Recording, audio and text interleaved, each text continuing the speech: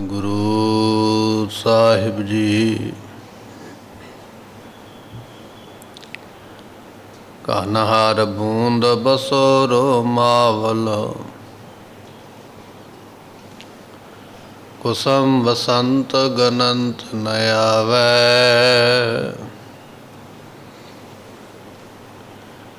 ਰਵ ਸਸ ਕਿਰਨ ਉਦਰ ਸਾਗਰ ਕੋ,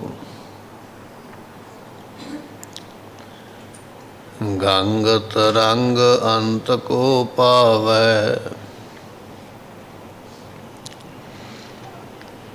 रुद्र ध्यान ज्ञान सतगुर के,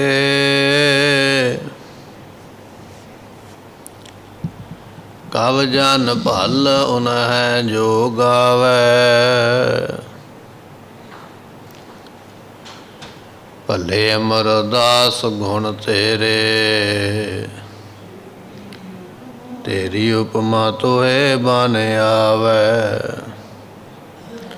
भले अमरदास गुण तेरे, तेरी उपमा तोहे बन आवै। सुखो होटल गुर सेवी है, ऐनस सहज सुभाव। दर्शन परस आए गुरु के, जन्म मरण दुख होवै। सिफत खसम दी, नूर अरसों कुरसों छटी है। तुद डिठे सचे पातशाह, मल जन्म जन्म दी। तुद डिठे सचे पातशाह, मल जन्म जन्म दी कटी है। सतनाम श्री वाहिगुरु साहिब जीओ।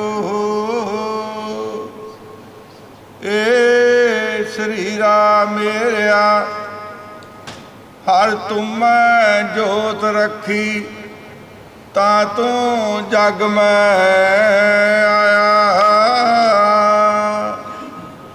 हर जोत रखी तुद विच, ता तू जग में आया। ए श्री राम मेरिया, हर तुम जोत रखी, ता तू जग में आया। वाहिगुरु जी का खालसा, वाहिगुरु जी की फतेह। पतत पावन किरपा निधान, सतगुरु गरीब नवाज। साहिब गुरु ग्रंथ साहिब जियां दी पावन पवित्र हजूरी दा आनंद मान रही गुरु की संगत। आप संगत ने सतगुरां दे दरबार अंदर बैठ के रस भिन्ने गुरबाणी दे शब्द सरवण कीते। इस वेले सतगुरु सानू लड़ीवार कथा दे नाल निवाज रहे ने। आओ कुछ समय वास्ते मन दे ध्यान नू टकाइए, भावना दे नाल सतगुरां दे अमृत बचन सरवण करिए। मिलके आखिए सतनाम श्री वाहिगुरु साहिब जी। सतनाम श्री वाहिगुरु साहिब जीओ। ए श्री राम मेरिया, हर तुम जोत रखी।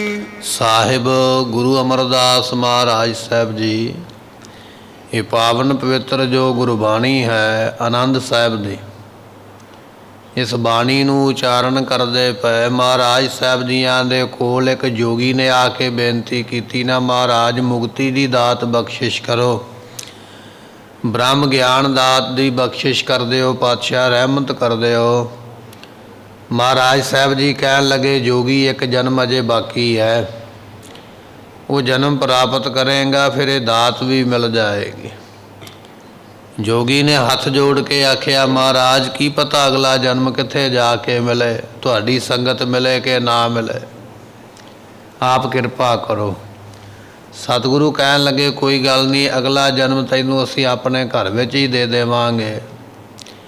ਮਹਾਰਾਜ ਸਾਹਿਬ ਜੀਆਂ ਦੇ ਬਚਨ ਜਿਸ ਵੇਲੇ ਪੂਰੇ ਹੋਏ, ਸਤਿਗੁਰਾਂ ਦੇ ਛੋਟੇ ਸਪੁੱਤਰ ਨੇ ਬਾਬਾ ਮੋਹਰੀ ਜੀ, ਉਹਨਾਂ ਦੇ ਘਰ ਦੇ ਵਿੱਚ ਇੱਕ ਬਾਲਕ ਨੇ ਜਨਮ ਲਿਆ, ਜਿਸ ਦਾ ਨਾਮ ਸਤਿਗੁਰਾਂ ਨੂੰ ਰੱਖਣ ਵਾਸਤੇ ਪਰਿਵਾਰ ਸੰਗਤ ਨੇ ਬੇਨਤੀ ਕੀਤੀ ਹੈ। ਧੰਨ ਗੁਰੂ ਅਮਰਦਾਸ ਮਹਾਰਾਜ ਜੀਆਂ ਨੇ ਉਸ ਬਾਲਕ ਦਾ ਨਾਮ ਭਾਈ ਆਨੰਦ ਜੀ ਰੱਖਿਆ ਅਤੇ ਆਪਣੀ ਗੋਦੀ ਦੇ ਵਿੱਚ ਮਹਾਰਾਜ ਜੀਆਂ ਨੇ ਇਸ ਬਾਲਕ ਨੂੰ ਲਟਾਇਆ ਹੋਇਆ ਹੈ। ਇਹ ਆਨੰਦ ਸਾਹਿਬ ਗੁਰਬਾਣੀ ਦੀਆਂ 38 ਪੌੜੀਆਂ ਮਹਾਰਾਜ ਸਾਹਿਬ ਜੀਆਂ ਨੇ ਆਪਣੇ ਮੁਖੋਂ ਉਚਾਰਨ ਕਰਕੇ ਸੰਗਤਾਂ ਨੂੰ ਉਪਦੇਸ਼ ਬਖਸ਼ਿਸ਼ ਕੀਤਾ ਹੈ।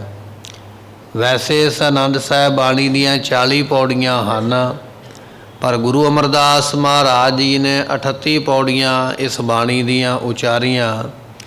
ਬਾਕੀ ਜਿਹੜੀਆਂ 2 ਪੌੜੀਆਂ ਅੱਗੇ ਨੇ ਉਹਦੀ ਵਿਚਾਰ ਦੇ ਵਿੱਚ ਆਪਾਂ ਸਰਵਣ ਕਰਾਂਗੇ ਕਿ ਕਿਹੜੇ ਸਤਿਗੁਰਾਂ ਨੇ ਉਹ ਦਾਤ ਬਖਸ਼ਿਸ਼ ਕੀਤੀ ਹੈ।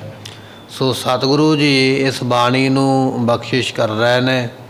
ਇਸ ਦੀਆਂ 32 ਪੌੜੀਆਂ ਆਪਾਂ ਸਰਵਣ ਕਰ ਲਈਆਂ। ਅੱਜ ਮਹਾਰਾਜ ਕਿਰਪਾ ਕਰ ਰਹੇ ਨੇ, ਅੱਗੇ ਸਰਵਣ ਕਰੀਏ। ਏ ਸਰੀਰਾ ਮੇਰਿਆ ਹਰ ਤੁਮੈ ਜੋਤ ਰੱਖੀ। ਸਤਿਗੁਰੂ ਪਾਤਸ਼ਾਹ ਕਹਿਣ ਲੱਗੇ, ਐ ਸਰੀਰ ਪਰਮਾਤਮਾ ਨੇ ਤੇਰੇ ਵਿੱਚ ਆਪਣੀ ਚੇਤਨ ਸਤਾ ਇਹ ਜੋਤ ਰੱਖੀ ਹੋਈ ਹੈ, ਕਿਉਂਕਿ ਉਸ ਦੀ ਜੋਤ ਬਿਨਾਂ, ਚੇਤਨ ਸਤਾ ਬਿਨਾਂ ਇਹ ਸਰੀਰ ਹਿਲ ਜੁਲ ਨਹੀਂ ਸਕਦਾ, ਕੋਈ ਕਿਰਿਆ ਨਹੀਂ ਕਰ ਸਕਦਾ ਹੈ।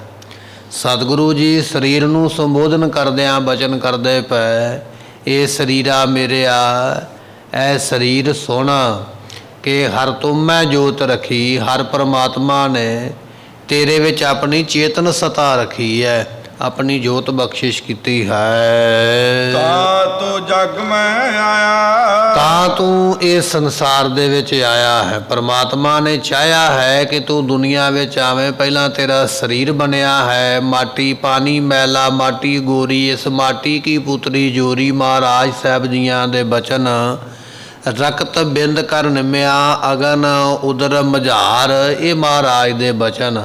ਰਕਤ ਤੋਂ ਅਤੇ ਬਿੰਦ ਤੋਂ ਪਰਮਾਤਮਾ ਨੇ ਮਾਤਾ ਦੇ ਗਰਭ ਦੇ ਅੰਦਰ ਤੇਰੇ ਸਰੀਰ ਨੂੰ ਨਿਮਿਆ ਹੈ, ਬਣਾਇਆ ਹੈ। ਅਤੇ ਫਿਰ ਸਰੀਰ ਬਣਾਉਣ ਤੋਂ ਬਾਅਦ ਵਿੱਚ ਮਹਾਰਾਜ ਕਹਿਣ ਲੱਗੇ, ਫਿਰ ਤੇਰੇ ਵਿੱਚ ਉਸਨੇ ਆਪਣੀ ਜੋਤ ਰੱਖੀ ਹੈ, ਆਪਣੀ ਚੇਤਨ ਸਤਾ ਬਖਸ਼ਿਸ਼ ਕੀਤੀ ਹੈ, ਜਾਂ ਕਹਿ ਲਈਏ ਤੇਰੇ ਵਿੱਚ ਆਤਮਾ ਨੇ ਨਿਵਾਸ ਕੀਤਾ। ਤਾਂ ਤੂੰ ਜਗ ਮੈਂ ਆਇਆ, ਫਿਰ ਤੂੰ ਬਾਅਦ ਵਿੱਚ ਜਨਮ ਲੈ ਕੇ ਇਸ ਸੰਸਾਰ ਦੇ ਵਿੱਚ ਆਇਆ ਹੈ। ਇਹ ਸਾਰੀ ਕਿਰਿਆ ਜੋ ਹੈ ਇਹ ਪਰਮਾਤਮਾ ਦੇ ਹੁਕਮ ਦੇ ਵਿੱਚ ਹੋਈ ਹੈ। ਹਰ ਜੋਤ ਰੱਖੀ ਤੁਧ ਵਿੱਚ, ਉਸ ਪਰਮਾਤਮਾ ਨੇ ਤੇਰੇ ਵਿੱਚ ਆਪਣੀ ਜੋਤ ਰੱਖੀ ਹੈ, ਆਪਣੀ ਚੇਤਨ ਸਤਾ, ਆਪਣੀ ਕਲਾ, ਆਪਣੀ ਸ਼ਕਤੀ, ਜਾਂ ਕਹਿ ਲਈਏ ਆਪਣਾ ਪ੍ਰਕਾਸ਼, ਜਾਂ ਕਹਿ ਲਈਏ ਆਤਮਾ, ਜਿਹੜਾ ਮਰਜ਼ੀ ਆਪਾਂ ਸ਼ਬਦ ਵਰਤ ਲਈਏ ਗੁਰਮੁਖੋ, ਇਹ ਹੈ ਸਾਰੀਆਂ ਦਾਤਾਂ ਪਰਮਾਤਮਾ ਦੀਆਂ। ਉਸ ਅਕਾਲ ਪੁਰਖ ਨੇ ਆਪ ਤੇਰੇ ਵਿੱਚ ਆਪਣੀ ਜੋਤ ਰੱਖੀ ਹੈ। ਤਾਂ ਤੂੰ ਜਗ ਮੈਂ ਆਇਆ, ਤਾਂ ਤੂੰ ਇਸ ਸੰਸਾਰ ਵਿੱਚ ਆਇਆ ਹੈ। ਸੰਸਾਰ ਵਿੱਚ ਜਿਹੜਾ ਤੈਨੂੰ ਜਨਮ ਮਿਲਿਆ ਨਾ, ਦੁਨੀਆ ਵਿੱਚ ਆ ਗਿਆ, ਇੱਥੇ ਪਰਿਵਾਰ ਵਾਲਾ ਬਣ ਗਿਆ, ਇਹ ਸਾਰੀਆਂ ਦਾਤਾਂ ਤੈਨੂੰ ਪਰਮਾਤਮਾ ਨੇ ਬਖਸ਼ਿਸ਼ ਕੀਤੀਆਂ, ਤਾਂ ਤੂੰ ਦੁਨੀਆ 'ਤੇ ਆਇਆ ਹੈ। ਤਾਂ ਇਹ ਤੈਨੂੰ ਦਾਤਾਂ ਜਿਹੜੀਆਂ ਨੇ ਇਹ ਪ੍ਰਾਪਤ ਹੋਈਆਂ। ਗੁਰੂ ਅਰਜਨ ਦੇਵ ਮਹਾਰਾਜ ਸਾਹਿਬ ਜੀਆਂ ਦਾ ਬਚਨ ਹੈ, ਰਾਮਈਆ ਕੇ ਗੁਣ ਚੇਤ ਪਰ ਰਮਈਆ ਕੇ ਗੁਣ ਚੇਤ ਪ੍ਰਾਨੀ। ਇਹ ਪ੍ਰਾਣੀ ਜੋ ਰਮਈਆ ਰਮਿਆ ਹੋਇਆ ਨਾ ਸਾਰਿਆਂ ਵਿੱਚ ਪਰਮਾਤਮਾ, ਉਹਦੇ ਗੁਣ ਚੇਤੇ ਕਰ। ਸਾਡਾ ਸਵਾਲ ਇਹ ਹੈ ਵੀ ਰੱਬ ਨੇ ਮੇਰੇ 'ਤੇ ਕਿਹੜਾ ਗੁਣ ਕੀਤਾ? ਕੋਈ ਕੀਤਾ ਹੀ ਨਹੀਂ ਹੈ। ਅਸੀਂ ਹਰ ਵੇਲੇ ਬਚਨ ਕਰਦੇ ਰਹਿੰਦੇ ਨਾ, ਰੱਬ ਨੇ ਪਰਮਾਤਮਾ ਨੇ ਮੇਰੇ ਵਾਸਤੇ ਕੀ ਕੀਤਾ? ਕੁਝ ਨਹੀਂ ਕੀਤਾ ਹੈ। ਤੇ ਸਤਿਗੁਰੂ ਇਸ ਪੌੜੀ ਵਿੱਚ ਫਰਮਾਉਂਦੇ, ਰਮਈਆ ਕੇ ਗੁਣ ਚੇਤ ਪ੍ਰਾਨੀ ਕਵਨ ਮੂਲ ਤੇ ਕਵਨ ਦ੍ਰਿਸ਼ਟਾਨੀ। ਕਹਿਣ ਲੱਗੇ ਮੂਲ ਮੁੱਢ ਵੇਖ ਵੀ ਤੂੰ ਬਣਿਆ ਕਿੱਥੋਂ ਹੈ, ਕਿੱਥੋਂ ਬਣਿਆ ਹੈ? ਰਕਤ ਬਿੰਦ ਕਰ ਨਿਮਿਆ, ਤੂੰ ਖੂਨ ਤੋਂ ਬਣਿਆ ਹੈ। ਕਿਤੇ ਖੂਨ ਡੁੱਲਿਆ ਸਾਨੂੰ ਦਿਸ ਪਵੇ, ਅਸੀਂ ਨੱਕ ਬੁੱਲ ਵੱਟੀ ਦਾ ਉਸੇ ਵੇਲੇ ਪਰੇ ਧਿਆਨ ਕਰ ਲਈਦਾ, ਵੇਖਣ ਨੂੰ ਜੀ ਨਹੀਂ ਕਰਦਾ। ਨਿਮ ਰਕਤ ਬਿੰਦ, ਤੇਰਾ ਸਰੀਰ ਬਿੰਦ ਤੋਂ ਬਣਿਆ ਹੈ। ਪਾਣੀ ਮੈਲਾ ਮਾਟੀ ਗੋਰੀ, ਮੈਲੇ ਪਾਣੀ ਤੋਂ ਇਹ ਸਰੀਰ ਤੇਰਾ ਵਜੂਦ ਵਿੱਚ ਆਇਆ ਹੈ। महाराज कह लगे कवन मूल, तेरा मूल मुੱਢ की है ते कवन दृष्टानी। परमात्मा ने वेख तैनू किस तरह का बना दिता, बड़े सोहने तैनू नैन नक्श ला के ਅਤੇ ਇਸੇ ਤਰ੍ਹਾਂ ਚਮੜੀ ਦਾ ਤੇਰੇ ਉੱਪਰ ਪੋਚਾ ਲਾ ਕੇ ਬੜਾ ਸੋਹਣਾ ਸਰੀਰ ਬਣਾ ਕੇ ਤੈਨੂੰ ਦੁਨੀਆ 'ਤੇ ਭੇਜਿਆ। ਜਿਸ ਰਕਤ ਬਿੰਦ ਨੂੰ ਵੇਖ ਕੇ ਜਿਹੜੀ ਹੈ ਗਿਲਾਨ ਆਉਂਦੀ ਹੈ, ਉਸ ਰਕਤ ਬਿੰਦ ਤੋਂ ਬਣਿਆ ਹੋਇਆ ਸਰੀਰ ਹਰੇਕ ਚੁੱਕੀ ਫਿਰਦਾ ਹੈ। ਬਾਲਕ ਨੂੰ ਚੁੰਮਿਆ ਜਾਂਦਾ ਹੈ, ਲਾਡ ਲਡਾਇਆ ਜਾਂਦਾ ਹੈ। ਇਹ ਪਰਉਪਕਾਰ ਕਿਹਨੇ ਕੀਤਾ ਤੇਰੇ ਉੱਪਰ? ਇਹ ਰਮਈਆ ਨੇ ਕੀਤਾ, ਪਰਮਾਤਮਾ ਨੇ। ਰਮਈਆ ਕੇ ਗੁਣ ਚੇਤ ਪੁਰਾਨੀ, ਕਵਨ ਮੂਲ ਤੇ ਕਵਨ ਦ੍ਰਿਸ਼ਟਾਨੀ। ਜਿਣ ਤੂੰ ਸਾਜ ਸਵਾਰ ਸਿੰਗਾਰਿਆ। ਬਚਨ ਮਹਾਰਾਜ ਜੀਆਂ ਦੇ ਜਿਨੇ ਤੈਨੂੰ ਸਾਜਿਆ ਹੈ, ਪਰਮਾਤਮਾ ਨੇ ਤੈਨੂੰ ਬਣਾਇਆ ਹੈ। ਤੇ ਫਿਰ ਪਾਤਸ਼ਾਹ ਕਹਿਣ ਲੱਗੇ ਤੈਨੂੰ ਸਵਾਰਿਆ ਵੀ ਉਸ ਪਰਮਾਤਮਾ ਨੇ, ਅੰਗ ਪ੍ਰਤੰਗ ਲਾ ਕੇ ਸਾਰਾ ਕੋਈ ਤੇਰੇ ਸਰੀਰ ਨੂੰ ਬਖਸ਼ਿਸ਼ ਕੀਤਾ। ਸਵਾਰ ਕੇ ਫਿਰ ਤੈਨੂੰ ਸ਼ਿੰਗਾਰ ਕੇ ਚੰਗੀ ਤਰ੍ਹਾਂ ਸੋਹਣਾ ਬਣਾ ਕੇ ਚਮੜੀ ਦੇ ਨਾਲ ਦੁਨੀਆ ਵਿੱਚ ਲੈ ਕੇ ਆਂਦਾ। ਜਿਣ ਤੂੰ ਸਾਜ ਸਵਾਰ ਸਿੰਗਾਰਿਆ, ਗਰਭ ਅਗਨ ਮੈਂ ਜਿਨਹਿ ਉਬਾਰਿਆ। ਗਰਭ ਅਗਨੀ ਜਠਰਾ ਅਗਨੀ, ਉਹਦੇ ਵਿੱਚ ਪਰਮਾਤਮਾ ਨੇ ਤੈਨੂੰ ਉਬਾਰਿਆ, ਬਚਾ ਕੇ ਰੱਖਿਆ ਹੈ। ਪਾਤਸ਼ਾਹ ਜੀ ਦਾ ਬਚਨ ਹੈ ਮਾਤਾ ਕੇ ਉਦਰ ਮਹਿ ਪ੍ਰਤਪਾਲ ਕਰੇ, ਪਾਲਣਾ ਵੀ ਕਰਦਾ ਹੈ। ਗਰਭ ਅਗਨ ਮਹਿ ਜਿਨੇ ਉਬਾਰਿਆ। ਫਿਰ ਅੱਗੇ ਬਚਨ ਬਖਸ਼ਿਸ਼ ਕਰਦੇ ਬਾਰ ਵਿਵਸਥਾ ਤੁਝੇ ਪਿਆਰੇ ਦੂਧ। ਜਦੋਂ ਛੋਟਾ ਜਿਹਾ ਬੱਚਾ ਜਨਮ ਲੈਂਦਾ ਹੈ ਨਾ, ਉਹਦੇ ਮੂੰਹ ਵਿੱਚ ਦੰਦ ਨਹੀਂ, ਉਹਦੇ ਹੱਥ ਪੈਰ ਵੀ ਇੰਨੇ ਕਾਮਯਾਬ ਜਾਂ ਤਾਕਤਵਰ ਨਹੀਂ ਵੀ ਆਪਣੇ ਆਪ ਪ੍ਰਸ਼ਾਦਾ ਬਣਾ ਲਵੇ, ਆਪਣੇ ਆਪ ਚੱਲ ਕੇ ਚਲਾ ਜਾਵੇ, ਆਪਣੇ ਆਪ ਛਕ ਲਵੇ, ਜਾਂ ਆਪਣੇ ਆਪ ਬੋਲ ਕੇ ਦੱਸ ਸਕੇ ਵੀ ਮੈਨੂੰ ਇਹ ਭੁੱਖ ਲੱਗੀ ਹੈ। ਰਮਈਆ ਕੇ ਗੁਣ ਚੇਤ ਪ੍ਰਾਨੀ, ਬੰਦਿਆ ਰੱਬ ਦੇ ਗੁਣ ਚੇਤੇ ਕਰ। ਜੇ ਤੇਰੇ ਮੂੰਹ ਵਿੱਚ ਦੰਦ ਨਹੀਂ, ਤੇਰੇ ਹੱਥ ਪੈਰ ਕੰਮ ਨਹੀਂ ਕਰਦੇ, ਤੇ ਪਰਮਾਤਮਾ ਨੇ ਤੈਨੂੰ ਪਾਲਣ ਵਾਸਤੇ ਮਾਂ ਨੂੰ ਦੁੱਧ ਬਖਸ਼ਿਸ਼ ਕਰ ਦਿੱਤਾ ਹੈ ਕਿ ਇਹ ਦੁੱਧ ਪੀ ਕੇ ਬੱਚੇ ਦੀ ਪਾਲਣਾ ਹੋਵੇ। ਬਾਰ ਵਿਵਸਥਾ ਤੁਝੇ ਪਿਆਰੇ ਦੂਧ, ਬਾਲਕ ਅਵਸਥਾ ਵਿੱਚ ਤੈਨੂੰ ਦੁੱਧ ਪਿਲਾ ਕੇ ਉਸਨੇ ਪਾਲਿਆ। ਭਰ ਜੋਬਨ ਭੋਜਨ ਸੁਖ ਸੂਦ, ਜਦੋਂ ਭਰ ਜਵਾਨੀ ਵਿੱਚ ਆ ਗਿਆ ਤੈਨੂੰ ਛਕਣ ਵਾਸਤੇ ਕਿਸ ਤਰ੍ਹਾਂ ਦੇ ਸੋਹਣੇ ਸੋਹਣੇ ਪਦਾਰਥ ਸੁਖਦਾਇਕ ਉਸਨੇ ਬਖਸ਼ਿਸ਼ ਕੀਤੇ। ਅਸੀਂ ਆਖਦੇ ਪਰਮਾਤਮਾ ਨੇ ਮੇਰੇ ਵਾਸਤੇ ਕੀ ਕੀਤਾ ਹੈ? ਗੁਰੂ ਅਰਜਨ ਦੇਵ ਪਾਤਸ਼ਾਹ ਕਹਿਣ ਲੱਗੇ ਇਹ ਕੀਤਾ ਪਰਮਾਤਮਾ ਨੇ ਤੇਰੇ ਵਾਸਤੇ, ਪੀਣ ਵਾਸਤੇ ਦੁੱਧ, ਛਕਣ ਵਾਸਤੇ ਭੋਜਨ ਬਖਸ਼ਿਸ਼ ਕੀਤੇ। ਭਰ ਜੋਬਨ ਮਹਾਰਾਜ ਕਹਿਣ ਲੱਗੇ ਭੋਜਨ ਸੁਖ ਸੂਦ, ਤੇ ਫਿਰ ਬਿਰਧ ਭਇਆ ਉਪਰ ਸਾਕ ਸੈਨ। ਜਦੋਂ ਬੁੱਢਾ ਹੋ ਗਿਆ ਨਾ ਤੇ ਬਜ਼ੁਰਗ ਹੋ ਕੇ ਹੁਣ ਹਾਲਤ ਬੱਚਿਆਂ ਵਾਲੀ ਹੋ ਗਈ ਹੈ। ਜਿਵੇਂ ਬੱਚਾ ਆਪਣੇ ਆਪ ਕੁਝ ਫੜ ਕੇ ਖਾ ਨਹੀਂ ਸਕਦਾ, ਆਪਣੇ ਆਪ ਬੈਠ ਨਹੀਂ ਸਕਦਾ, ਆਪਣੇ ਆਪ ਇਸ਼ਨਾਨ ਨਹੀਂ ਕਰ ਸਕਦਾ, ਬਜ਼ੁਰਗ ਦੀ ਹਾਲਤ ਬਿਲਕੁਲ ਬੱਚਿਆਂ ਵਰਗੀ ਹੈ। ਹੁਣ ਆਪਣੇ ਆਪ ਮੰਜੇ ਤੋਂ ਉੱਠਿਆ ਨਹੀਂ ਜਾਂਦਾ, ਆਪਣੇ ਆਪ ਇਸ਼ਨਾਨ ਨਹੀਂ ਕੀਤਾ ਜਾਂਦਾ, ਆਪਣੇ ਆਪ ਗਰਾਹੀ ਤੋੜ ਕੇ ਬੁਰਕੀ ਤੋੜ ਕੇ ਮੂੰਹ ਵਿੱਚ ਨਹੀਂ ਪਾਈ ਜਾਂਦੀ, ਸਿਰ ਕੰਬਦਾ ਪਿਆ ਹੈ, ਹੱਥ ਕੰਬਦੇ ਪਏ, ਸੀਸ ਚਰਨ ਕਰ ਕੰਪਣ ਲੱਗੇ, ਸਿਰ ਵੀ ਕੰਬਣ ਲੱਗ ਪਿਆ। ਨਾ ਨਹੀਂ ਹੈ ਕੁਝ ਦੁਨੀਆ ਵਿੱਚ, ਨਹੀਂ ਹੈ ਕੁਝ ਦੁਨੀਆ ਵਿੱਚ, ਸਿਰ ਕੰਬਦਾ ਪਿਆ, ਹੱਥ ਵੀ ਕੰਬਦੇ ਪਏ, ਮੈਂ ਦੁਨੀਆ ਵਿੱਚੋਂ ਕੁਝ ਨਹੀਂ ਖੱਟਿਆ, ਮੈਂ ਦੁਨੀਆ ਵਿੱਚੋਂ ਕੁਝ ਨਹੀਂ ਖੱਟਿਆ। ਇਸ ਤਰ੍ਹਾਂ ਦੁਨੀਆ ਨੂੰ ਸੰਦੇਸ਼ ਦਿੰਦਾ ਦੱਸਦਾ ਪਿਆ ਹੈ। ਹੱਥ ਕੰਬਣ ਦਾ ਕਾਰਨ ਇਹ ਹੈ ਕਿ ਮੈਂ ਇਹਨਾਂ ਹੱਥਾਂ ਨਾਲ ਬੜੀ ਮਿਹਨਤ ਕੀਤੀ ਹੈ, ਬੜਾ ਕੁਝ ਜੋੜਿਆ ਹੈ, ਪਰ ਕੁਝ ਨਹੀਂ ਹੈ ਮੇਰੇ ਹੱਥਾਂ ਵਿੱਚ, ਕੁਝ ਨਹੀਂ ਹੈ ਮੇਰੇ ਹੱਥਾਂ ਵਿੱਚ, ਕੁਝ ਨਹੀਂ ਇੱਥੋਂ ਦੁਨੀਆ 'ਤੇ ਨਾਲ ਜਾਣਾ। ਇਸ ਤਰ੍ਹਾਂ ਸਰੀਰ ਦੇ ਹੱਥ ਕੰਬਦੇ ਪਏ, ਸਿਰ ਕੰਬਦਾ ਪਿਆ। ਮਹਾਰਾਜ ਕਹਿਣ ਲੱਗੇ ਹੁਣ ਮੰਜੇ ਜੋਗਾ ਰਹਿ ਗਿਆ, ਆਪਣੇ ਆਪ ਬੁਰਕੀ ਵੀ ਮੂੰਹ ਵਿੱਚ ਨਹੀਂ ਜਾਂਦੀ ਹੈ। ਮੁਖ ਪਿਆਓ ਬੈਠ ਕੋ ਦੈਨ। ਪਰਮਾਤਮਾ ਨੇ ਆਖਿਆ ਫਿਕਰ ਨਾ ਕਰ, ਤੂੰ ਸਾਰੀ ਉਮਰ ਭਾਵੇਂ ਮੈਨੂੰ ਯਾਦ ਨਹੀਂ ਨਾ ਕੀਤਾ, ਕਦੇ ਮੇਰਾ ਸ਼ੁਕਰ ਨਹੀਂ ਨਾ ਕੀਤਾ, ਪਰ ਤੈਨੂੰ ਬਜ਼ੁਰਗ ਅਵਸਥਾ ਦੇ ਵਿੱਚ ਮੰਜੇ 'ਤੇ ਬੈਠੇ ਨੂੰ ਮੈਂ ਪਾਲ ਦੇਵਾਂਗਾ। ਕਿਵੇਂ ਪਾਲੋਗੇ? ਉਹਨੇ ਪੁੱਤਰ ਧੀਆਂ, ਸਾਕ ਸੰਬੰਧੀ ਪੋਤਰੇ, ਇਹ ਜੀ ਸਾਨੂੰ ਬਖਸ਼ਿਸ਼ ਕਰ ਦਿੱਤੇ। ਕੋਈ ਆਉਂਦਾ ਪਿਆ ਇਸ਼ਨਾਨ ਕਰਾਉਂਦਾ ਹੈ, ਕੋਈ ਬਸਤਰ ਪਵਾਉਂਦਾ ਹੈ, ਕੋਈ ਭੋਜਨ ਛਕਾਉਂਦਾ ਪਿਆ ਹੈ। ਬਿਰਧ ਭਇਆ ਉਪਰ ਸਾਕ ਸੈਨ, ਮੁਖ ਪਿਆਓ ਬੈਠ ਕੋ ਦੈਨ। ਇਹੋ ਨਿਰਗੁਣ ਗੁਣ ਕਿਛੂ ਨਾ ਬੁਝੈ। ਮਹਾਰਾਜ ਕਹਿਣ ਲੱਗੇ ਪਰਮਾਤਮਾ ਇਹ ਬੰਦਾ ਤੇਰੇ ਇੰਨੇ ਗੁਣਾਂ ਵਿੱਚੋਂ ਇੱਕ ਨੂੰ ਵੀ ਨਹੀਂ ਜਾਣਦਾ ਹੈ। ਫਿਰ ਵੀ ਉਹ ਲਾਂਭਾ ਹੀ ਦਿੰਦਾ ਵੀ ਪ੍ਰਮਾਤਮਾ ਤੂੰ ਕੀ ਕੀਤਾ ਮੇਰੇ ਵਾਸਤੇ, ਇਹ ਨਿਰਗੁਣੀ ਵਾਲਾ ਜੀਵ ਹੈ, ਤੇਰੇ ਇੱਕ ਵੀ ਗੁਣ ਕਹੀਏ ਪਰਉਪਕਾਰ ਨੂੰ ਬੁੱਝਦਾ ਨਹੀਂ। ਮਹਾਰਾਜ ਕੀ ਕੀਤਾ ਜਾਵੇ। ਸਤਿਗੁਰੂ ਅਰਦਾਸ ਕਰਦੇ ਕਹਿਣ ਲੱਗੇ ਬਖਸ਼ ਲਹੋ ਤੋ ਨਾਨਕ ਸੀਜੈ। ਮਹਾਰਾਜ ਤੁਸੀਂ ਆਪ ਹੀ ਬਖਸ਼ ਲਓ ਤਾਂ ਹੀ ਮੁਕਤੀ ਹੋ ਸਕਦੀ ਹੈ, ਇਹ ਜੀਵ ਦੇ ਵੱਸ ਵਿੱਚ ਕੁਝ ਨਹੀਂ ਹੈ। ਮਹਾਰਾਜ ਕਹਿਣ ਲੱਗੇ ਬਚਨ ਇਹ ਹੈ ਹਰ ਤੁਮ ਮਹਿ ਜੋਤ ਰੱਖੀ। ਸਤਿਗੁਰੂ ਪਾਤਸ਼ਾਹ ਕਹਿਣ ਲੱਗੇ ਜੋਤ ਰੱਖੀ ਤੁਧ ਵਿੱਚ, ਪਰਮਾਤਮਾ ਨੇ ਤੇਰੇ ਵਿੱਚ ਜੋਤ ਰੱਖ ਕੇ ਤੈਨੂੰ ਜਨਮ ਦੇ ਕੇ, ਤੈਨੂੰ ਸਵਾਰ ਕੇ, ਸ਼ਿੰਗਾਰ ਕੇ, ਬਣਾ ਕੇ ਇਸ ਦੁਨੀਆ ਵਿੱਚ ਲੈ ਕੇ ਆਂਦਾ। ਤਾਂ ਤੂੰ ਜਗ ਮਹਿ ਆਇਆ, ਤਾਂ ਤੂੰ ਜੀਵ ਹੈ ਸੰਸਾਰ ਵਿੱਚ ਆਇਆ ਹੈ। ਹਰਿ ਆਪੇ ਮਾਤਾ ਆਪੇ ਪਿਤਾ। ਸਤਿਗੁਰੂ ਪਾਤਸ਼ਾਹ ਕਹਿਣ ਲੱਗੇ ਉਹ ਹਰੀ ਪਰਮਾਤਮਾ ਆਪ ਹੀ ਮਾਂ ਰੂਪ ਹੋ ਕੇ ਪਾਲਦਾ ਪਿਆ ਹੈ, ਆਪ ਹੀ ਬਾਪ ਰੂਪ ਹੋ ਕੇ ਪਾਲਦਾ ਪਿਆ ਹੈ। ਪਰਮਾਤਮਾ ਦੀ ਬਖਸ਼ਿਸ਼ ਹੈ। ਜਿਵੇਂ ਮਾਤਾ ਪਿਤਾ ਦੇ ਸੰਬੰਧ ਬਿਨਾਂ ਬਾਲਕ ਵਜੂਦ ਵਿੱਚ ਨਹੀਂ ਆਉਂਦਾ ਹੈ, ਪਰਮਾਤਮਾ ਆਪ ਹੀ ਮਾਂ ਬਾਪ ਬਣ ਕੇ ਤੈਨੂੰ ਵਜੂਦ ਵਿੱਚ ਲਿਆਉਂਦਾ ਹੈ। ਫਿਰ ਜਦੋਂ ਦੁਨੀਆ ਵਿੱਚ ਆ ਜਾਂਦਾ ਹੈ, ਸੰਸਾਰ ਵਿੱਚ ਆਏ ਨੂੰ ਫਿਰ ਮਾਂ ਬਾਪ ਬਣ ਕੇ ਉਹ ਤੇਰੀ ਪਾਲਣਾ ਕਰਦਾ। ਹਰ ਜੀ ਮਾਤਾ, ਹਰ ਜੀ ਪਿਤਾ, ਹਰ ਜੀਓ ਪ੍ਰਤਪਾਲਕ, ਹਰ ਜੀ ਮੇਰੀ ਸਾਰ ਕਰੇ ਹੋਂ ਹਰ ਕੇ ਬਾਰ ਕੇ ਬਾਣੀ ਦਾ ਬਚਨ ਹੈ। ਪਰਮਾਤਮਾ ਹੀ ਮਾਂ ਬਾਪ ਹੈ, ਉਹੀ ਮੇਰੀ ਸਾਰ ਕਹੀਏ ਸੰਭਾਲ ਕਰਦਾ ਹੈ। ਮੈਂ ਤੇ ਉਸ ਦਾ ਬਾਲਕ ਬੱਚਾ ਹਾਂ, ਉਹ ਇਸ ਤਰ੍ਹਾਂ ਪਰਮਾਤਮਾ ਤੇਰੀ ਰੱਖਿਆ ਕਰਦਾ ਹੈ। ਜਿਨ ਜੀਓ ਉਪਾਏ ਜਗਤ ਦਿਖਾਇਆ। ਜਿਸ ਪਰਮਾਤਮਾ ਨੇ ਜੀਓ ਉਪਾਏ ਇਹ ਜੀਵ ਤੈਨੂੰ ਪੈਦਾ ਕਰਕੇ ਤੇਰੇ ਵਿੱਚ ਆਪਣੀ ਜੋਤ ਰੱਖ ਕੇ ਫਿਰ ਜਗਤ ਦਿਖਾਇਆ, ਤੈਨੂੰ ਦੁਨੀਆ ਤੇ ਲੈ ਕੇ ਆਂਦਾ। ਤੂੰ ਗਰਭ ਅਵਸਥਾ ਦੇ ਵਿੱਚ ਬੇਨਤੀ ਕੀਤੀ ਸੀ ਨਾ ਪਰਮਾਤਮਾ ਮੈਨੂੰ ਇਸ ਕਾਲ ਕੋਠੜੀ ਵਿੱਚੋਂ ਕੱਢੋ, ਮੈਨੂੰ ਇਸ ਨਰਕ ਦੇ ਵਿੱਚੋਂ ਕੱਢ ਲਵੋ, ਮੈਨੂੰ ਸੰਸਾਰ ਵਿੱਚ ਲੈ ਕੇ ਆਓ, ਮੈਂ ਤੁਹਾਡਾ ਸ਼ੁਕਰਾਨਾ ਕਰਾਂਗਾ। ਪਰਮਾਤਮਾ ਨੇ ਉਹ ਬਚਨ ਮੰਨ ਕੇ 9 ਮਹੀਨੇ ਬਾਅਦ ਤੈਨੂੰ ਜਨਮ ਦੇ ਕੇ ਦੁਨੀਆ ਵਿੱਚ ਲੈ ਕੇ ਆਂਦਾ ਤੇ ਜਗਤ ਦਿਖਾਇਆ, ਇਹ ਸੰਸਾਰ ਤੈਨੂੰ ਵਿਖਾਇਆ ਦੁਨੀਆ ਤੇ ਲਿਆ ਕੇ।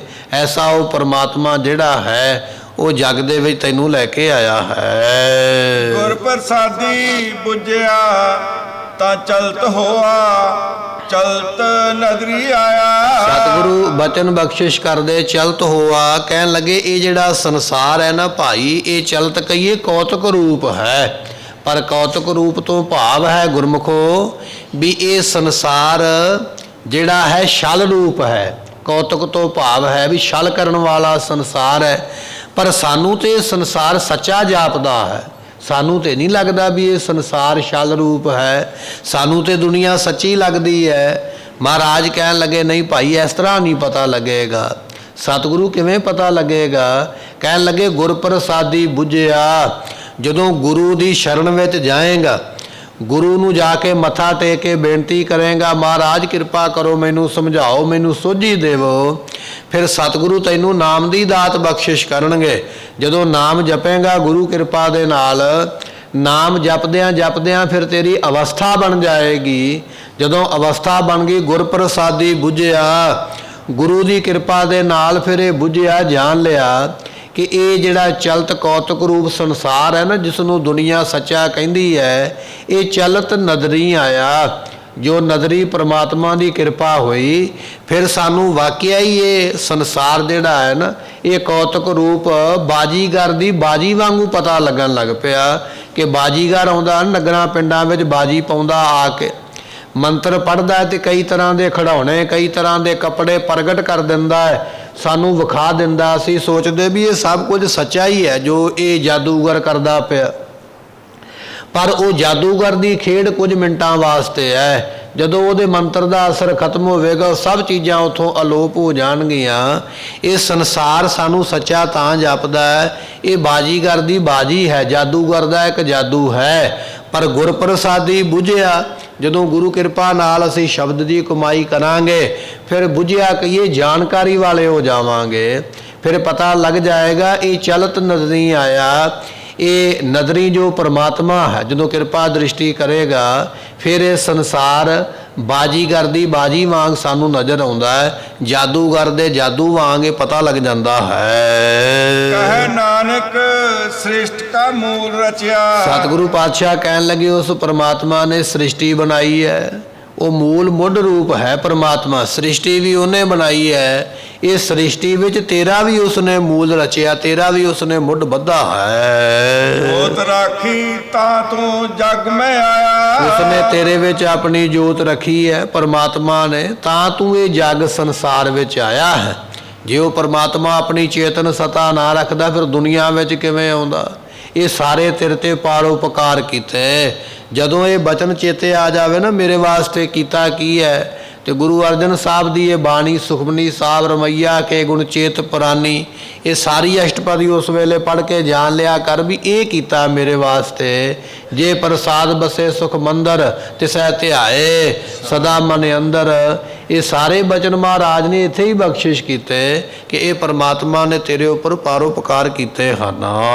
ਮਨ ਚਾਉ ਭਇਆ ਪ੍ਰਭ ਆਗਮ ਸੁਣਿਆ। ਸਤਿਗੁਰੂ ਬਚਨ ਬਖਸ਼ਿਸ਼ ਕਰਦੇ, ਕਹਿਣ ਲੱਗੇ ਮਨ ਦੇ ਵਿੱਚ ਬੜਾ ਚਾਅ ਹੋਇਆ। ਕਿਸ ਵੇਲੇ ਚਾਅ ਹੋਇਆ? ਪ੍ਰਭ ਆਗਮ ਸੁਣਿਆ, ਜਦੋਂ ਪਰਮਾਤਮਾ ਦਾ ਆਉਣਾ ਸੁਣਿਆ। ਜਦੋਂ ਪਤਾ ਲੱਗਾ ਨਾ ਵੀ ਇਹ ਸਰੀਰ ਦੇ ਅੰਦਰ ਪਰਮਾਤਮਾ ਹਰੀ ਹਰ ਅਕਾਲ ਪੁਰਖ ਦੀ ਪ੍ਰਾਪਤੀ ਹੋ ਰਹੀ ਹੈ, ਮਨ ਚਾਉ ਭਇਆ, ਮਨ ਦੇ ਵਿੱਚ ਬੜਾ ਚਾਅ ਚੜਿਆ, ਬੜੀ ਖੁਸ਼ੀ ਹੋਈ ਹੈ, ਬੜਾ ਉਤਸ਼ਾਹ ਹੋਇਆ ਮਨ ਦੇ ਵਿੱਚ। ਕਾਹਦੇ ਵਾਸਤੇ? ਪ੍ਰਭ ਆਗਮ ਸੁਣਿਆ, ਪਰਮਾਤਮਾ ਦਾ ਆਉਣਾ ਸੁਣ ਕੇ ਮਨ ਵਿੱਚ ਚਾਅ ਪੈਦਾ ਹੋਇਆ ਹੈ। ਹਰ ਮੰਗਲ ਗਾਓ ਸਖੀ ਗ੍ਰਹਿ ਮੰਦਰ ਬਣਿਆ। ਸਤਿਗੁਰੂ ਬਚਨ ਬਖਸ਼ਿਸ਼ ਕਰਦੇ, ਕਹਿਣ ਲੱਗੇ ਐ ਸਖੀਏ, ਐ ਸੰਤੋ, ਐ ਗੁਰਮੁਖੋ ਨਾਮ ਜਪਣ ਵਾਲਿਓ, ਮੰਗਲ ਗਾਓ। ਜਿਹੜੇ ਸੁਖਦਾਇਕ ਗੀਤ ਹਨ, ਸੁਖ ਦੇਣ ਵਾਲੇ ਗੁਰੂ ਦੇ ਸ਼ਬਦ, ਗੁਰੂ ਦੀ ਬਾਣੀ, ਇਸ ਨੂੰ ਗਾਉਣਾ ਕਰੋ। ਕਾਹਦੇ ਵਾਸਤੇ? ਗ੍ਰਹਿ ਮੰਦਰ ਬਣਿਆ। ਪਰਮਾਤਮਾ ਦੀ ਪ੍ਰਾਪਤੀ ਦੇ ਨਾਲ ਇਹ ਘਰ ਅਤੇ ਮੰਦਰ ਸੁਖਦਾਇਕ ਬਣ ਗਏ। ਇਹ ਸਾਰੀ ਪਰਮਾਤਮਾ ਦੀ ਕਿਰਪਾ ਹੋਈ ਹੈ। ਜਿਸ ਵੇਲੇ ਪਰਮਾਤਮਾ ਨੇ ਆਪਣਾ ਨਿਵਾਸ ਬਖਸ਼ਿਸ਼ ਕੀਤਾ, ਇਹ ਘਰ ਵੀ ਪਵਿੱਤਰ ਹੋ ਗਿਆ। ਘਰ ਬਾਰ ਹਟ ਨਾਲੇ ਸੋ ਹੈ, ਉਹ ਘਰ ਬਾਰ, ਉਹ ਦਰਵਾਜ਼ੇ, ਉਹ ਹਟੀਆਂ ਸਾਰੀਆਂ ਸ਼ੋਭਨੀਕ। ਜਿਸਮੈ ਨਾਮ ਨਿਵਾਸੀ ਰਾਮ, ਜਿੱਥੇ ਨਾਮ ਜਪਣ ਵਾਲੇ ਦਾ ਨਿਵਾਸ ਹੈ। ਮਹਾਰਾਜ ਕਹਿਣ ਲੱਗੇ ਭਾਈ ਇਹ ਘਰ ਤੇ ਮੰਦਰ ਸਾਰੇ ਸੁਖਦਾਇਕ ਹੋ ਗਏ, ਚੜ੍ਹਦੀ ਕਲਾ ਵਾਲੇ ਸਫਲੇ ਹੋ ਗਏ। ਜਿੱਥੇ ਜਾਏ ਬਹਿ ਮੇਰਾ ਸਤਿਗੁਰੂ ਸੋ ਥਾਨ ਸੁਹਾਵਾ। ਰਾਮ ਰਾਜੇ ਐਸੀਆਂ ਦਾਤਾਂ ਬਖਸ਼ਿਸ਼ ਹੋਈਆਂ। ਫਿਰ ਫਰਮਾਉਂਦੇ ਹਨ, ਹਰ ਮੰਗਲ ਗਾਓ ਸਖੀ ਗ੍ਰਹਿ ਮੰਦਰ ਬਣਿਆ। ਸਤਿਗੁਰੂ ਪਾਤਸ਼ਾਹ ਕਹਿਣ ਲੱਗੇ ਬਚਨ ਇਹ ਹੈ ਕਿ ਇਹ ਗ੍ਰਹਿ ਜਿਹੜਾ ਸਰੀਰ ਹੈ, ਇਹ ਸਰੀਰ ਵੀ ਸਫਲਾ ਹੋ ਗਿਆ, ਤੇ ਮੰਦਰ ਕਹੀਏ ਅੰਤःਕਰਨ ਵੀ ਸਫਲਾ ਹੋ ਗਿਆ, ਹਿਰਦਾ ਵੀ ਸਫਲਾ ਹੋ ਗਿਆ, ਜਿਸ ਵੇਲੇ ਪਰਮਾਤਮਾ ਦੀ ਪ੍ਰਾਪਤੀ ਹੋਈ ਹੈ। ਹਰ ਗਾਓ ਮੰਗਲ ਨਿਤ ਸਖੀਏ। ਸਤਿਗੁਰੂ ਬਚਨ ਬਖਸ਼ਿਸ਼ ਕਰਦੇ, ਕਹਿਣ ਲੱਗੇ ਐ ਸਖੀਏ, ਐ ਮਿੱਤਰਾ, ਐ ਭਾਈ, ਐ ਗੁਰਮੁਖਾ ਨਾਮ ਜਪਣ ਵਾਲਿਆ, ਹਰ ਮੰਗਲ ਗਾਓ, ਪਰਮਾਤਮਾ ਦੇ ਮੰਗਲ ਗਾਈਏ। ਕਦੋਂ ਗਾਈਏ ਜੀ? ਮੈਂ ਤੇ ਕੱਲ ਬਾਣੀ ਪੜ੍ਹ ਲਈ ਸੀ, ਅੱਜ ਤੇ ਨਹੀਂ ਨਾ ਲੋੜ ਹੋਵੇਗੀ ਬਾਣੀ ਪੜ੍ਹਨ ਦੀ, ਜਾਂ ਮੈਂ ਪਿਛਲੇ ਹਫਤੇ ਬਾਣੀ ਪੜ੍ਹੀ ਹੈ, ਹੁਣ ਤੇ ਨਹੀਂ ਨਾ ਲੋੜ ਮੈਨੂੰ ਬਾਣੀ ਪੜ੍ਹਨ ਦੀ, ਜਾਂ ਮੈਂ ਪਿਛਲੇ ਹਫਤੇ ਨਮਸਕਾਰ ਕੀਤੀ ਗੁਰੂ ਨੂੰ, ਹੁਣ ਤੇ ਲੋੜ ਨਹੀਂ ਹੈ ਨਾ ਨਮਸਕਾਰ ਕਰਨ ਦੀ। ਤੇ ਮਹਾਰਾਜ ਕਹਿਣ ਲੱਗੇ ਹਰ ਮੰਗਲ ਗਾਓ ਨਿਤਾ ਪ੍ਰਤੀ, ਰੋਜ਼। ਇਹ ਨਹੀਂ ਵੀ ਇੱਕ ਦਿਨ ਮੱਥਾ ਟੇਕ ਲਿਆ ਤੇ ਹੁਣ ਲੋੜ ਨਹੀਂ ਹੈ। ਸਾਡੀ ਅਵਸਥਾ ਕੁਝ ਐਸੇ ਤਰ੍ਹਾਂ ਦੀ ਹੈ ਵੀ ਮੱਥਾ ਤੇ ਅਸੀਂ ਦਿਨ ਦਿਹਾੜ ਵੇਖ ਕੇ ਟੇਕਦੇ ਹਾਂ, ਵੀ ਅੱਜ ਸੰਗਰਾਂਦ ਹੈ ਚਲੋ ਟੇਕ ਲਈਏ, ਅੱਜ ਕੋਈ ਗੁਰਪੁਰਬ ਹੈ ਮੱਥਾ ਟੇਕ ਲਈਏ, ਪਰ ਕਦੇ ਪ੍ਰਸ਼ਾਦਾ ਛਕਣ ਵੇਲੇ ਨਹੀਂ ਆਖਿਆ ਵੀ ਅੱਜ ਪ੍ਰਸ਼ਾਦਾ ਛਕਿਆ ਤੇ ਹੁਣ ਅਗਲੀ ਸੰਗਰਾਂਦ ਨੂੰ ਜਾ ਕੇ ਛਕਾਂਗਾ, ਅੱਜ ਭੋਜਨ ਛਕਿਆ ਤੇ ਹੁਣ ਅਗਲੇ ਗੁਰਪੁਰਬ ਤੇ ਜਾ ਕੇ ਛਕਾਂਗਾ। ਨਹੀਂ, ਭੋਜਨ ਰੋਜ਼ ਛਕਦਾ ਹੈ, ਉਹ ਰੋਜ਼ ਚਾਹੀਦਾ ਹੈ। ਪਾਣੀ ਰੋਜ਼ ਪੀਣ ਵਾਸਤੇ, ਕੱਪੜੇ ਰੋਜ਼ ਪਾਉਣ ਵਾਸਤੇ ਚਾਹੀਦੇ, ਸੁੱਖ ਸਹੂਲਤਾਂ ਹਰ ਵੇਲੇ ਚਾਹੀਦੀਆਂ। ਪਰ ਜਦੋਂ ਨਾਮ ਜਪਣ ਦੀ ਗੱਲ ਆਉਂਦੀ ਹੈ, ਕਹਿਣ ਲੱਗਾ ਕੋਈ ਗੱਲ ਨਹੀਂ, ਅੱਜ ਜਪ ਲਿਆ, ਹੁਣ ਲੋੜ ਕੋਈ ਨਹੀਂ, 1 ਮਹੀਨਾ ਹੁਣ ਲੰਘ ਜਾਏਗਾ। ਮਹਾਰਾਜ ਕਹਿਣ ਲੱਗੇ ਨਹੀਂ ਭਾਈ, ਹਰ ਮੰਗਲ ਗਾਓ ਨਿਤ ਸਖੀਏ। ਐ ਮਿੱਤਰੋ, ਐ ਸੰਤੋ, ਮੰਗਲਦਾਇਕ ਜੋ ਪਰਮਾਤਮਾ ਖੁਸ਼ੀਆਂ ਦੇਣ ਵਾਲਾ, ਉਹਦੇ ਨਾਮ ਨੂੰ ਨਿਤਾ ਪ੍ਰਤੀ ਗਾਉਣਾ ਕਰੀਏ। ਸੋਗ ਦੁੱਖ ਨਾ ਵਿਆਪੇ। ਫਿਰ ਸਾਡਾ ਸਵਾਲ ਇਹ ਹੈ ਵੀ ਜੇ ਮੈਂ ਉਹਦੇ ਨਾਮ ਨੂੰ ਜਪਾਂਗਾ ਤੇ ਮੈਨੂੰ ਮਿਲੇਗਾ ਕੀ? ਗੁਰਮੁਖੋ ਭਾਵੇਂ ਅਸੀਂ ਨਾਮ ਜਪੀਏ ਤੇ ਭਾਵੇਂ ਨਾਮ ਜਪੀਏ, ਪਰ ਸਾਡਾ ਸਵਾਲ ਪਹਿਲਾਂ ਇਹ ਹੁੰਦਾ ਵੀ ਮੈਨੂੰ ਮਿਲੇਗਾ ਕੀ? ਨਿੱਕਾ ਜਿਹਾ ਬੱਚਾ ਹੈ ਨਾ ਘਰ ਦੇ ਵਿੱਚ, ਮਾਂ ਨੇ ਆਖਿਆ ਆਹ ਕੰਮ ਕਰ, ਤੇ ਬੱਚਾ ਭਾਵੇਂ ਜੇ ਕੰਮ ਨਹੀਂ ਕਰਦਾ ਪਿਆ, ਉਹ ਪਹਿਲਾਂ ਇਹ ਅੱਗੋਂ ਪੁੱਛਦਾ ਵੀ ਜੇ ਮੈਂ ਕਰਾਂਗਾ ਤੇ ਫਿਰ ਮੈਨੂੰ ਕੀ ਮਿਲੇਗਾ। ਮਾਂ ਆਖਦੀ ਹੈ ਪੁੱਤਰਾ ਪੜ੍ਹ, ਬੈਠ ਕੇ ਸਕੂਲ ਵਿੱਚੋਂ ਕੰਮ ਮਿਲਿਆ ਉਸ ਨੂੰ ਕਰ, ਯਾਦ ਕਰ। ਤੇ ਬੱਚੇ ਨੇ ਅਜੇ ਕਾਪੀ ਕਿਤਾਬ ਨੂੰ ਹੱਥ 'ਤੇ ਲਾਇਆ ਨਹੀਂ, ਉਹ ਪਹਿਲਾਂ ਇਹ ਪੁੱਛਦਾ ਵੀ ਜੇ ਮੈਂ ਪੜ੍ਹਾਂਗਾ ਤੇ ਫਿਰ ਤੂੰ ਮੈਨੂੰ ਕੀ ਦੇਵੇਂਗੀ। ਉਹ ਹਾਲਤ ਸਾਡੀ ਉਸੇ ਬੱਚੇ ਵਾਲੀ ਹੈ। ਅਸੀਂ ਭਾਵੇਂ ਨਾਮ ਜਪੀਏ ਤੇ ਭਾਵੇਂ ਨਾ ਜਪੀਏ, ਪਰ ਸਾਡਾ ਸਵਾਲ ਇਹ ਹੁੰਦਾ ਵੀ ਜੇ ਜਪਾਂਗੇ ਤੇ ਫਿਰ ਕੀ ਮਿਲੇਗਾ। ਤੇ ਸਤਿਗੁਰੂ ਪਾਤਸ਼ਾਹ ਕਹਿਣ ਲੱਗੇ ਸੋਗ, ਸੋਗ ਨਾਮ ਹੈ ਗੁਰਮੁਖੋ ਫਿਕਰ ਦਾ। ਤੈਨੂੰ ਫਿਰ ਫਿਕਰ ਕਰਨ ਦੀ ਲੋੜ ਨਹੀਂ ਹੈ ਕਿ ਮੈਂ ਅੱਜ ਕੀ ਕਰਨਾ ਤੇ ਕੱਲ੍ਹ ਕੀ ਕਰਨਾ ਤੇ ਮੇਰਾ ਗੁਜ਼ਾਰਾ ਕਿਵੇਂ ਹੋਵੇਗਾ। ਇਹ ਫਿਕਰ ਕਰਨ ਦੀ ਫਿਰ ਤੈਨੂੰ ਲੋੜ ਨਹੀਂ, ਤੂੰ ਨਾਮ ਜਪ, ਇਹ ਫਿਕਰ ਪਰਮਾਤਮਾ ਨੂੰ ਉਸੇ ਵੇਲੇ ਹੋ ਜਾਏਗਾ। ਦੂਜਾ ਬਚਨ ਮਹਾਰਾਜ ਕਹਿਣ ਲੱਗੇ ਸੋਗ ਦੁੱਖ ਨਾ ਵਿਆਪੇ, ਤੈਨੂੰ ਦੁੱਖ ਵੀ ਨਹੀਂ ਉਹ ਲੱਗਣ ਦੇਵੇਗਾ, ਉਹ ਐਸਾ ਸਮਰੱਥ ਹੈ। ਮਹਾਰਾਜ ਜੀਆਂ ਦਾ ਬਚਨ ਪੜ੍ਹਦੇ ਆ ਤੇ ਸਾਹਿਬ ਕੀ ਟੇਕ ਨਾਨਕ ਮਨੈ ਮਾਹੇ, ਜੇ ਸਿਮਰਤ ਸੁਖ ਹੋਏ ਸਗਲੇ ਦੁੱਖ ਜਾਹੇ। ਉਹ ਐਸਾ ਸਮਰੱਥ ਹੈ, ਸਾਰੇ ਦੁੱਖਾਂ ਨੂੰ ਦੂਰ ਕਰ ਦਿੰਦਾ ਹੈ, ਤੈਨੂੰ ਦੁੱਖ ਵਿਆਪਨ ਨਹੀਂ ਦਿੰਦਾ ਹੈ। ਗੁਰ ਚਰਨ ਲਾਗੇ ਦਿਨ ਸੁਭਾਗੇ। ਸਤਿਗੁਰੂ ਪਾਤਸ਼ਾਹ ਕਹਿਣ ਲੱਗੇ ਜਦੋਂ ਸੁਭਾਗੇ ਦਿਨ ਪ੍ਰਾਪਤ ਹੋਏ, ਸੁਭਾਗੇ ਦਿਨ ਜਿਨ੍ਹਾਂ ਨੂੰ ਆਪਾਂ ਕਹਿ ਦਈਏ ਭਾਗਾਂ ਵਾਲੇ ਦਿਨ ਜਦੋਂ ਆਏ, ਜਦੋਂ ਚੜ੍ਹਦੀ ਕਲਾ ਵਾਲੇ ਦਿਨ ਆ ਕੇ ਪ੍ਰਾਪਤ ਹੋਏ ਨਾ, ਗੁਰ ਚਰਨ ਲਾਗੇ, ਉਸ ਵੇਲੇ ਗੁਰੂ ਚਰਨਾਂ ਦੇ ਨਾਲ ਲੱਗੇ। ਮਹਾਰਾਜ ਜੀਆਂ ਦਾ ਬਚਨ ਆਪਾਂ ਪੜ੍ਹਦੇ ਹਾਂ, ਧੰਨ ਸੋ ਵੇਲਾ ਜਿਤ ਦਰਸ਼ਨ ਕਰਨਾ, ਹਉ ਬਲਿਹਾਰੀ ਸਤਿਗੁਰ ਚਰਨਾ, ਜੀ ਕੇ ਦਾਤੇ ਪ੍ਰੀਤਮ ਪ੍ਰਭ ਮੇਰੇ। ਸੋ ਇਹ ਬਚਨ ਮਹਾਰਾਜ ਜੀਆਂ ਦੇ, ਉਹ ਵੇਲਾ ਭਾਈ ਧੰਨ ਹੈ, ਉਹ ਘੜੀ ਧੰਨ ਹੈ, ਉਹ ਸਮਾਂ ਧੰਨ ਹੈ ਜਦੋਂ ਗੁਰੂ ਦੇ ਦੁਆਰੇ ਆਇਆ। ਜਿਤ ਤੁਮਰੈ ਦੁਆਰੇ ਆਇਆ ਬਚਨ ਪੜ੍ਹਦੇ ਹਨ, ਸੋ ਉਹ ਵੇਲਾ ਸੋਭਨੀਕ ਹੈ ਜਦੋਂ ਗੁਰੂ ਦੇ ਦਰ 'ਤੇ ਆਇਆ। ਗੁਰ ਚਰਨ ਲਾਗੇ ਦਿਨ ਸੁਭਾਗੇ, ਉਹ ਭਾਗਾਂ ਵਾਲਾ ਦਿਨ ਹੈ, ਚੜ੍ਹਦੀ ਕਲਾ ਵਾਲਾ, ਜਦੋਂ ਗੁਰੂ ਦੇ ਚਰਨਾਂ ਨਾਲ ਲੱਗੇ। ਗੁਰਮੁਖੋ ਅੱਜ ਮੱਥਾ ਟੇਕਣ ਆਏ ਨਾ, ਗੁਰੂ ਦਰਬਾਰ ਵਿੱਚ ਬੈਠੇ, ਇਹ ਭਾਗਾਂ ਵਾਲਾ ਦਿਨ ਅੱਜ ਸਾਨੂੰ ਸਾਰਿਆਂ ਨੂੰ ਮਿਲਿਆ ਹੈ। ਇਹ ਦਿਨ ਭਾਗਾਂ ਵਾਲਾ ਬਣਿਆ ਹੀ ਰਵੇ ਸਾਡੇ 'ਤੇ। ਅਸੀਂ ਰੋਜ਼ ਹੀ ਗੁਰੂ ਨੂੰ ਨਮਸਕਾਰ ਕਰਕੇ ਸੰਗਤ ਵਿੱਚ ਬੈਠੀਏ, ਇਹ ਗੁਰੂ ਅੱਗੇ ਅਰਦਾਸ ਕਰਨੀ ਹੈ। ਕਈ ਵਾਰੀ ਆਪਾਂ ਮੱਥਾ ਟੇਕਣ ਦਰਬਾਰ ਤੋਂ ਬਾਅਦ ਵਿੱਚ ਵੀ ਆਉਂਦੇ ਹਾਂ, ਮੱਥਾ ਟੇਕਣ ਦਾ ਮਹਾਤਮ ਤੇ ਮਿਲੇਗਾ, ਬਾਅਦ ਵਿੱਚ ਫਲ ਤੇ ਮਿਲੇਗਾ, ਗੁਰੂ ਦੇ ਦਰ 'ਤੇ ਆਇਆ ਹੈ। ਪਰ ਜਿਹੜੀਆਂ ਦਾਤਾਂ ਸੰਗਤ ਵਿੱਚ ਬੈਠ ਕੇ ਮਿਲਣੀਆਂ, ਕਥਾ ਚੱਲਦੀ ਦੇ ਵਿੱਚ, ਕੀਰਤਨ ਚੱਲਦੇ ਵਿੱਚ, ਨਿਤਨੇਮ ਚੱਲਦੇ ਵਿੱਚ ਜਿਹੜੀ ਦਾਤ ਮਿਲਣੀ ਹੈ, ਉਹ ਦੀਵਾਨ ਦੀ ਸਮਾਪਤੀ ਤੋਂ ਬਾਅਦ ਵਿੱਚ ਨਹੀਂ ਮਿਲਣਗੀਆਂ। ਇਸ ਕਰਕੇ ਸੰਗਤ ਵਿੱਚ ਆ ਕੇ ਬੈਠਣਾ ਜ਼ਰੂਰ, ਭਾਵੇਂ 5 ਮਿੰਟ ਹੀ ਬੈਠਿਆ ਕਰ, 2 ਮਿੰਟ ਬੈਠਿਆ ਕਰ, ਸੰਗਤ ਦੀਵਾਨ ਵਿੱਚ ਬੈਠਣਾ ਜ਼ਰੂਰੀ ਹੈ। ਗੁਰੂ ਬਚਨਾਂ ਦੇ ਨਾਲ ਸਾਨੂੰ ਤਾਰਦੇ ਪਏ। ਕਹਿਣ ਲੱਗੇ ਉਹ ਸੁਭਾਗਾ ਦਿਨ ਹੈ ਭਾਈ ਜਦੋਂ ਗੁਰੂ ਦੇ ਚਰਨਾਂ ਦੇ ਨਾਲ ਆ ਕੇ ਲੱਗੇ ਹਾਂ। ਆਪਣਾ ਪਿਰ ਜਾਪੇ, ਗੁਰੂ ਦੇ ਚਰਨਾਂ ਨਾਲ ਲੱਗੇ, ਫਿਰ ਉਹ ਜਿਹੜਾ ਪਿਰ ਪਤੀ ਹੈ ਨਾ ਪਰਮਾਤਮਾ, ਉਸ ਨੂੰ ਜਾਪੇ ਕਹੀਏ, ਜਾਣ ਲਿਆ, ਉਹ ਆਪਣਾ ਹੀ ਲੱਗਣ ਲੱਗ ਪਿਆ। ਵੈਸੇ ਤੇ ਗੁਰਮੁਖੋ ਸਾਡੀ ਹਾਲਤ ਇਹ ਹੈ ਕਿ ਸਭ ਕੁਛ ਆਪਣਾ, ਇੱਕ ਰਾਮ ਪਰਾਇਆ। ਦੁਨੀਆ ਦੇ ਜਿੰਨੇ ਪਦਾਰਥ ਨੇ, ਵਸਤੂਆਂ ਮੇਰੀਆਂ, ਮੇਰਾ ਹੁਕਮ ਚੱਲਣਾ ਚਾਹੀਦਾ, ਪਰ ਪਦਾਰਥ ਦੇਣ ਵਾਲਾ ਪਰਮਾਤਮਾ ਨਹੀਂ, ਇਹ ਮੈਨੂੰ ਨਹੀਂ ਚਾਹੀਦਾ, ਤੁਸੀਂ ਲੈ ਜਾਓ, ਇਹ ਪਰਾਇਆ ਹੈ।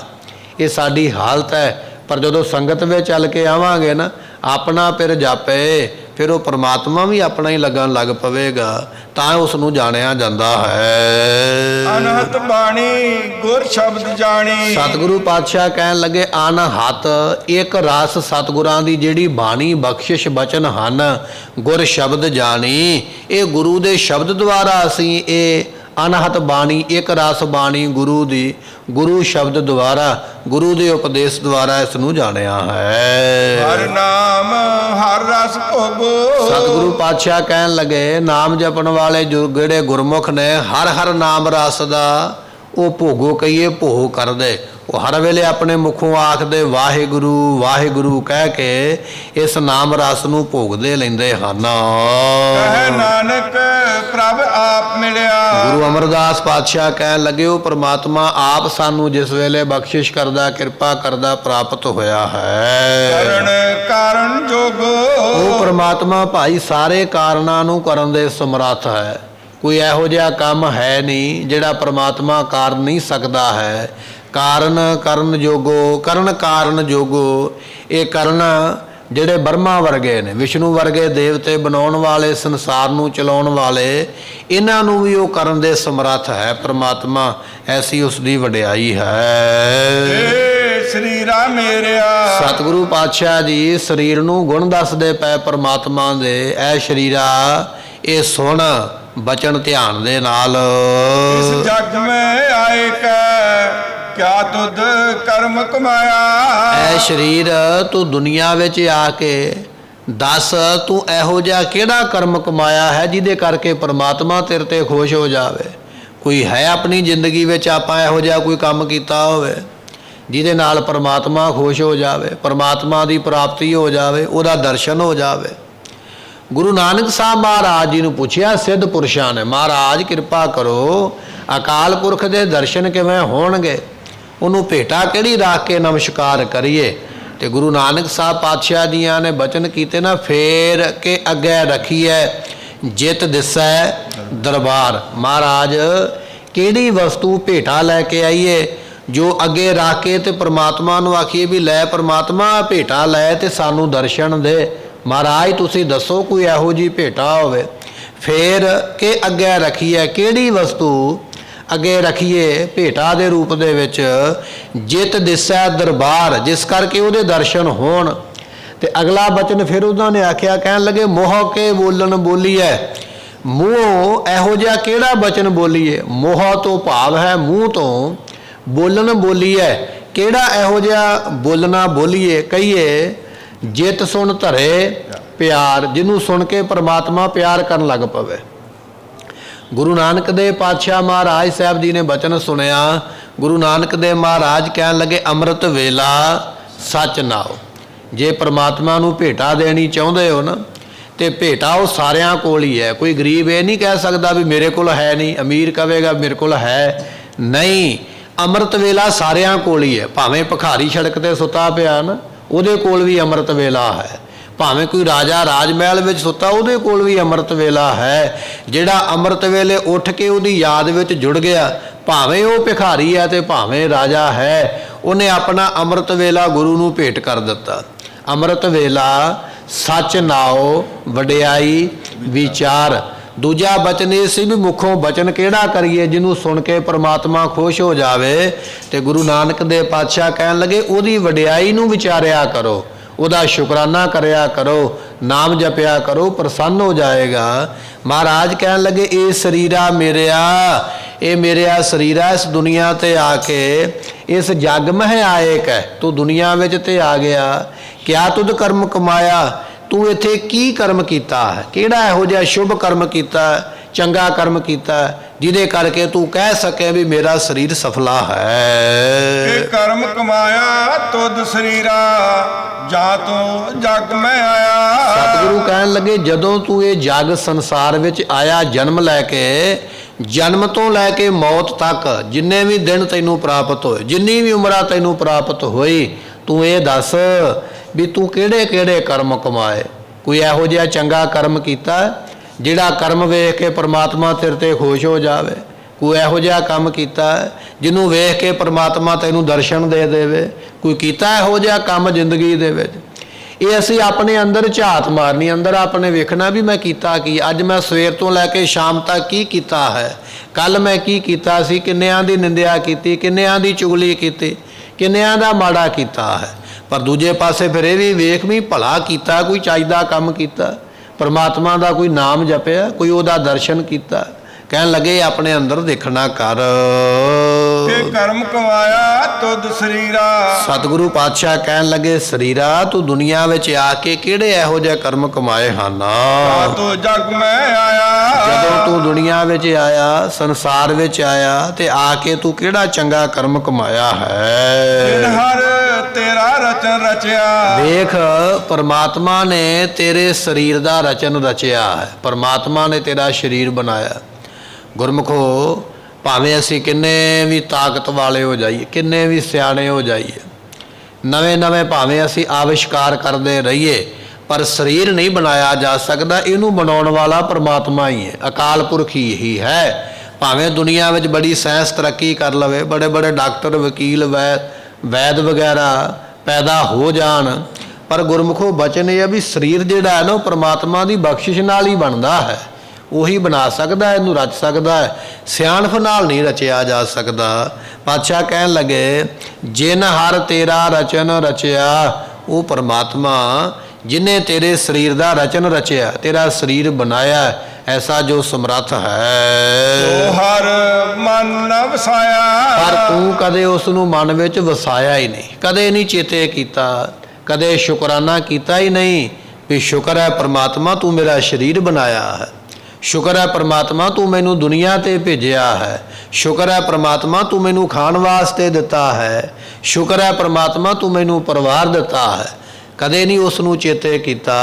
ਆਪਾਂ ਸੁਖਮਨੀ ਸਾਹਿਬ ਦੀ ਇਹ ਅਸ਼ਟਪਦੀ ਪੜ੍ਹੀ ਹੈ ਨਾ, ਰਮਈਆ ਕੇ ਗੁਣ ਚੇਤ ਪੁਰਾਨੀ, ਇਹ ਸਾਰੀ ਸਾਡੀ ਹਾਲਤ ਨੂੰ ਬਿਆਨ ਕਰਦੀ ਹੈ ਵੀ ਸਾਡੀ ਹਾਲਤ ਕੁਝ ਇਸ ਤਰ੍ਹਾਂ ਦੀ ਹੈ ਜਿਹਨੇ ਤੇਰੇ ਤੇ ਇੰਨੇ ਪਾਰੋਪਕਾਰ ਕੀਤੇ। ਪਾਤਸ਼ਾਹ ਕਹਿਣ ਲੱਗੇ ਸੋ ਹਰ ਮਨ ਨਾ ਵਸਾਇਆ, ਉਸ ਪ੍ਰਮਾਤਮਾ ਨੂੰ ਕਦੇ ਮਨ ਵਿੱਚ ਤੂੰ ਚੇਤੇ ਨਹੀਂ ਕੀਤਾ ਹੈ। ਗੁਰ ਪ੍ਰਸਾਦੀ ਹਰ ਮਨ ਵਸਿਆ। ਸਤਿਗੁਰੂ ਪਾਤਸ਼ਾਹ ਕਹਿਣ ਲੱਗੇ ਗੁਰੂ ਕਿਰਪਾ ਨਾਲ, ਗੁਰੂ ਬਖਸ਼ਿਸ਼ ਨਾਲ ਜਿਨ੍ਹਾਂ ਦੇ ਮਨ ਦੇ ਵਿੱਚ ਉਹ ਪ੍ਰਮਾਤਮਾ ਵਸਿਆ ਹੈ, ਸੋ ਉਹ ਵਸਦਾ ਕਿਵੇਂ ਹੈ? ਜੇ ਗੁਰੂ ਕਿਰਪਾ ਕਰੇ, ਉਹਦੀ ਕਿਰਪਾ ਬਿਨਾਂ ਨਹੀਂ। ਪਰਮਾਤਮਾ ਨੂੰ ਮਨ ਵਿੱਚ ਵਸਾਉਣਾ ਚਾਹੁੰਦੇ ਹੋ ਤੇ ਗੁਰੂ ਦੀ ਬਖਸ਼ਿਸ਼ ਲੈਣੀ ਪਵੇਗੀ, ਤੇ ਗੁਰੂ ਦੀ ਬਖਸ਼ਿਸ਼ ਲੈਣ ਵਾਸਤੇ ਗੁਰੂ ਦਾ ਬਚਨ ਮੰਨਣਾ ਪਵੇਗਾ। ਬਚਨ ਮੰਨੋਗੇ ਤੇ ਹੁਕਮ ਮੰਨਣਾ ਪਵੇਗਾ, ਹੁਕਮ ਮੰਨੇਗਾ ਪ੍ਰਾਪਤੀ ਤਾਂ ਹੈ। ਹੁਕਮ ਮੰਨਿਆ ਪਾਈਐ ਤਨ ਮਨ ਧਨ, ਸਭ ਸੌਂਪ ਗੁਰ ਕੋ ਹੁਕਮ ਮੰਨਿਆ ਪਾਈਐ। ਜਿੰਨਾ ਚਿਰ ਗੁਰੂ ਦਾ ਹੁਕਮ ਨਹੀਂ ਨਾ ਮੰਨਦਾ ਉਹਨਾਂ ਚਿਰ ਪ੍ਰਾਪਤੀ ਕੋਈ ਹੋ ਹੀ ਨਹੀਂ ਸਕਦੀ ਹੈ। ਗੁਰ ਪ੍ਰਸਾਦੀ ਹਰ ਮਨ ਵਸਿਆ, ਜਿਨ੍ਹਾਂ ਦੇ ਉੱਪਰ ਗੁਰੂ ਦੀ ਪ੍ਰਸਾਦੀ ਕਹੀਏ ਕਿਰਪਾ ਹੋਈ ਹੈ, ਉਹਨਾਂ ਦੇ ਮਨ ਵਿੱਚ ਪਰਮਾਤਮਾ ਫਿਰ ਨਿਵਾਸ ਰੱਖਦੇ ਹਨ। ਪੂਰਬ ਲਿਖਿਆ ਪਾਇਆ। ਸਤਿਗੁਰਾਂ ਨੂੰ ਪੁੱਛਿਆ ਮਹਾਰਾਜ ਕਿਰਪਾ ਕਰੋ, ਉਹ ਪਰਮਾਤਮਾ ਜਾਂ ਗੁਰੂ ਦੀ ਪ੍ਰਸੰਨਤਾ ਕਿਵੇਂ ਹੁੰਦੀ ਹੈ?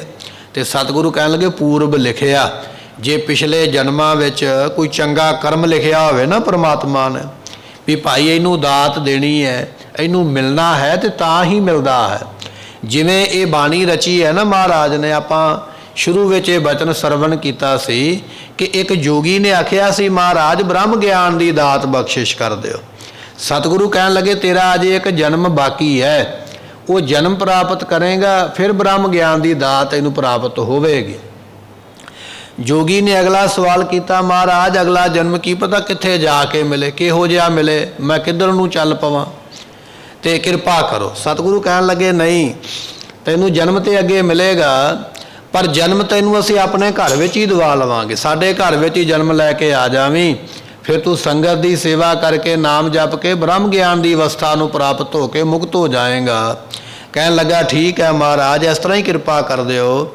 ਅਗਲੇ ਜਨਮ ਦੇ ਵਿੱਚ ਧੰਨ ਗੁਰੂ ਅਮਰਦਾਸ ਮਹਾਰਾਜ ਜੀਆਂ ਦੇ ਛੋਟੇ ਪੁੱਤਰ ਨੇ ਬਾਬਾ ਮੋਹਰੀ ਜੀ, ਉਹਨਾਂ ਦੇ ਘਰ ਦੇ ਵਿੱਚ ਪੁੱਤਰ ਦੇ ਰੂਪ ਦੇ ਵਿੱਚ ਇਸ ਨੇ ਜਨਮ ਲੈ ਲਿਆ। ਆ ਕੇ ਬਾਲਕ ਜੰਮਿਆ ਤੇ ਸਤਿਗੁਰਾਂ ਦੇ ਕੋਲ ਲੈ ਕੇ ਆਏ, ਮਹਾਰਾਜ ਇਹਨਾਂ ਦਾ ਨਾਮਕਰਨ ਆਪ ਜੀ ਕਰੋ।